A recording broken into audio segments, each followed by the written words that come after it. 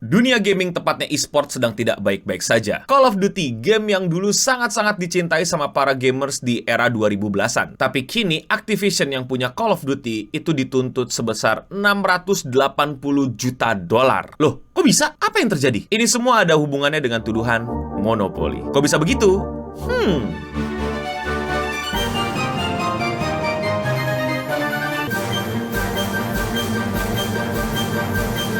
Activision accused of Call of Duty Tournament Monopoly. Untuk konteks, buat yang belum tahu, Call of Duty itu walaupun mungkin lebih terkenalnya CODM di Indonesia yang mobile, gamenya itu sangat populer banget di Amerika dan belahan dunia lainnya. Banyak banget streamer mainin Call of Duty.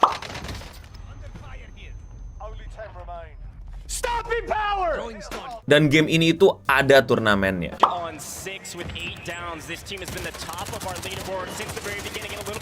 Jadi ya kalau lo taunya cuma FF sama PUBG, ya di luar sana juga ada game shooting lainnya yang udah sampai ada turnamennya gitu. Lalu apa yang terjadi? Kenapa mereka sampai dituntut? Activision Blizzard Incorporation has an awful monopoly over professional leagues and tournament for player of its popular video game Call of Duty. Some of the game's top players alleged Thursday in a Los Angeles federal court. Multiple groups, including Activision, GameStop Corp, and Major League Gaming used to organize open Call of Duty leagues and tournament with modest entry fees for a fan to watch top player compete in the first-person shooter video game. The suit filed in the U.S. District Court for the Central District of California says. But in the late 2019, Activision allegedly took over the market and closed off all leagues except for the Activision Call of Duty League. Oke, ini gampang banget sebenarnya terjemahannya. Ya kayak e-sport lainnya lah, kalau game kompetitif itu pasti ada turnamennya, pasti ada liganya. Dulu banyak banget turnamen resmi Call of Duty. Mereka nggak sekedar bikin turnamen gitu. Mereka kalau bikin turnamen, mereka ya bayar ke pemilik Call of Duty gitu. Ini buat kalian belum tahu gitu ya, turnamen e-sport tuh apa, tinggal bikin aja apa enggak? Enggak, lu mesti bayar sama yang punya game. Enggak semua, tapi beberapa melakukan itu. Tapi itu semua sistemnya tiba-tiba ganti menjadi enggak ada yang boleh bikin turnamen lagi selain yang punya game, yaitu si Activision. Since the league and tournaments were brought under Activision control, the suit say player essentially can earn compensation from other entities. A number of popular teams were allegedly cut off competition because they didn't want to or couldn't agree to Activision terms. Nah, lu bayangin lu pemain e-sport Call of Duty ya, dan lu itu ya biasa ikut banyak turnamen. Sekarang lu cuma bisa ikut satu turnamen, dan satu turnamen itu ya punya si Activision, dan Activision itu punya kuasa penuh untuk nentuin lu bisa masuk apa enggak, lu bisa ikut turnamen ini apa enggak, lu cocok untuk masuk turnamen ini apa enggak. Tapi kan bang, yang penting turnamen lolos seleksi gitu, dan tim lu bisa bayar tiket masuk dan lu jago gitu. Enggak.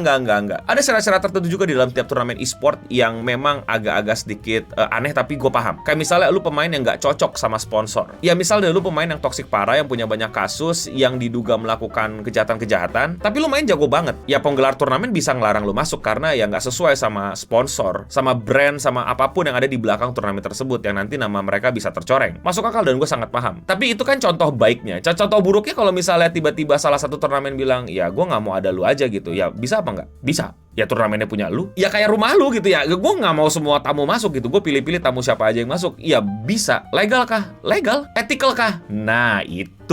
Plaintiff Hector Rodriguez, a longtime leader of pro Call of Duty team Optic, was forced into a financially devastating partnership to continue competing. The complaint says Activision allegedly forced Rodriguez, known as Hex. By the way, sorry kalau gue baca namanya salah karena gue nggak terlalu ngikutin skena e-sport Call of Duty ini. To partner with billion investor who demand 92.5% ownership share in his company. Nah intinya orang-orang ini minta potongan 92,5% dari ya bisnis lo. Gue lihat 92,5%-nya itu kayak gimana? Terus lu dapat berapa dari situ? Rodriguez had to pay a high entry fee, share portion of his arranged investor sponsorship with the gaming company, and couldn't seek outside sponsorships, according to the suit. Rodriguez sues alongside Seth Abner, known as Scum, who is among the top winning players in the game history. Jadi bayangin lu pro player, lu jago di game itu, lu udah banyak untung dari game tersebut. Turnamennya kemarin-kemarin banyak, sekarang lu cuma bisa ikut turnamen. Lu mesti ikutin segala aturan turnamen tersebut. Salah satunya juga adalah aturan sponsorship. Seperti yang kita lihat di mana-mana kalau lu udah nonton banyak e-sport gitu ya. Ya kayak pemain bola gitu ya, baju mereka kan banyak sponsornya dan lain-lain gitu. Sebenarnya memang ada peraturan yang dimana nggak semua sponsor itu boleh masuk ke turnamen tersebut. Tapi kadang-kadang begini, misal gini. Oh ini turnamen, sponsornya ini dari makanan A gitu. Ya tim e-sport yang sponsornya makanan B itu pasti akan susah masuk gitu, ngerti gak lo? Karena ada class of interest gitu. Masa brand A sama brand B satu acara? Kayak gitu gue paham. Tapi di sini lebih dari sekedar itu. Yang intinya adalah sponsor lu yang ada di baju lu itu diatur sama sama yang punya turnamen, dan lu nggak bisa kayak milih atau bahkan lu nggak bisa cari sendiri. Yang dimana kita udah tahu kalau ya tim e-sport itu ya cari sendiri gitu sponsornya, yang kayak oh ini dapat ya udah masuk gitu. Misalnya brand makanan B mau masuk dan ini turnamen brand makanan A, ya mereka nggak ikut turnamennya. Dan ingat, turnamennya sekarang cuma satu. Jadi ya itu masalahnya. Rodriguez and Abner seek collectively more than 680 million in damage. Jadi mereka minta tuntutan ganti rugi sebesar 680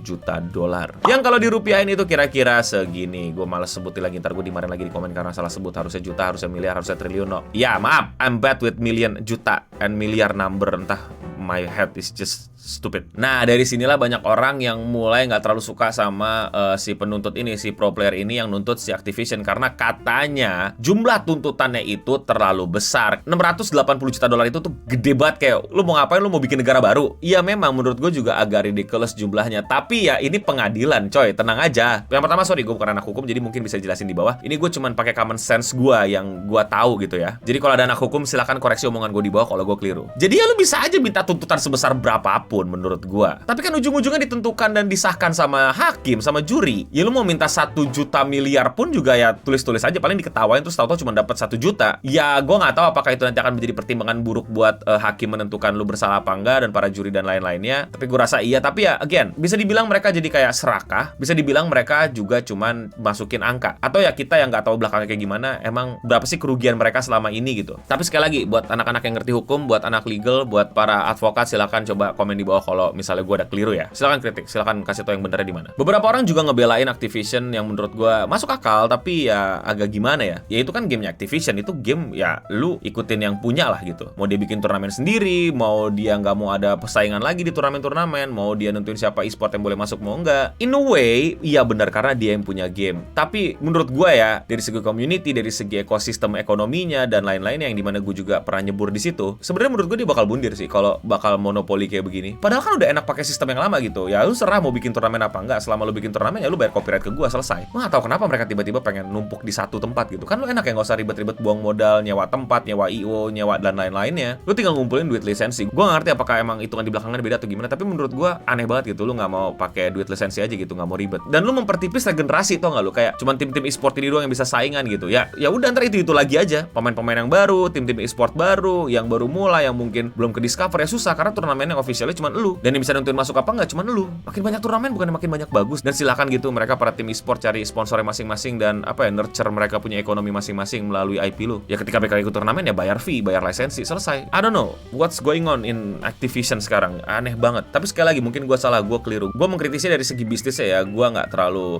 nyemplung ke industri game yang bagaimana-gimana. Cuman pernah tahu dan pernah ngobrol, nggak pernah ngerjain beneran. Jadi kalau ada teman-teman dari industri game mau komentar masalah ini dan mengkoreksi gue, mengkritik gue, silakan banget di kolom komentar di bawah. Tapi kalau menurut kalian bagaimana? Apakah ini emang si pro player rakus atau Activision-nya yang monopoli gila-gilaan? Komen di bawah. Kalau kalian suka sama konten kayak gini dan mau support gue, kalian bisa melakukan hal simple yaitu klik tombol subscribe di bawah karena itu gampang dan gratis. Dan kalau kalian mau support gue lebih lanjut, kalian bisa klik tombol join atau gabung di bawah sehingga kalian bisa menjadi member dari channel ini dan mendapatkan banyak keuntungan. Salah satunya tentu saja bisa mabar sama gue di Discord private gue. Gue nggak tahu lu pada main apa enggak, gue pernah main Warzone, Call of Duty gitu-gitu yang online. Dan di Indonesia tuh kayak nge-lag banget. Kayak susah emang buat Southeast Asia masuk ke market sini. Makanya banyak FF sama PUBG. Tapi apakah ini ESP gue doang atau gimana? Coba kalian komen di bawah. Oh, sama size-nya sih. Size-nya gila, gak masuk akal banget. Ini game size bisa ratusan giga. Itulah dia Game Breng untuk hari ini. Gue yang mending pamit undur diri. Dan untuk kita semua, stay clean and sound.